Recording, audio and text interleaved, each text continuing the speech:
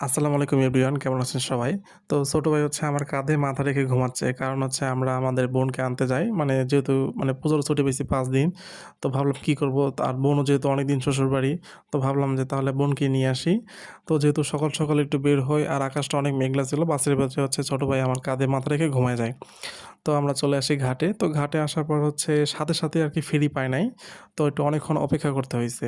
তো এই তো আমরা ফেরিতে উঠলাম। ফেরিতে ওঠার পর হচ্ছে বাইরের যে দৃশ্যটা আমি আপনাদের সাথে তো শেয়ার করলাম।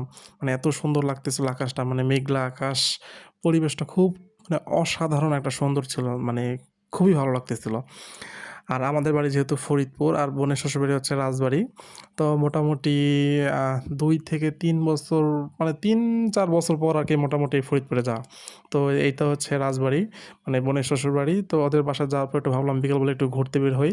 তো এই যে আমি, ছোট ভাই, তারপর হচ্ছে ওর আছে ভাইগনা, ২ টা সম্পর্কে ভাইগনা লাগে আরকি, ওদের সাথে ঘুরতে বের হই। তো রাতের বেলা চলে যাই হচ্ছে এই রাজবাড়ী রেল স্টেশনে। তো যেহেতু আসলাম রাজবাড়ী, একটু ঘোরাঘুরি করি। সারাদিন বাসায় থাকতে তো ভালো লাগে না। তো আসার পর একটু ভাবলাম যে একটা সুন্দর একটা ভিডিও নেই। কিন্তু আমার কপাল খারাপ।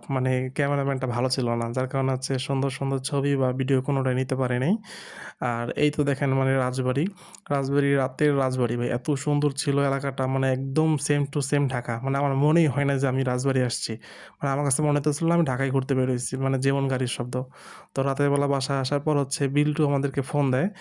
যেহেতু আমরা ২ দিন বাসায় ছিলাম না বা থাকবো না, তো বিল্টুর সাথে কথা না বললেও ভালো লাগতেছিল না। যেহেতু বিল্টু সারাদিন আমাদের কাছেই থাকে।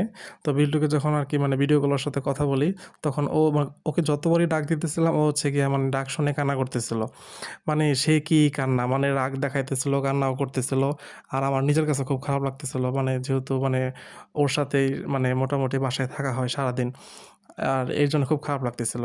যাই হোক, এই তো ছিল আমাদের রাজবাড়ির ভ্রমণ আরকি। ভালো থাকবেন সবাই। টাটা, আল্লাহ হাফেজ।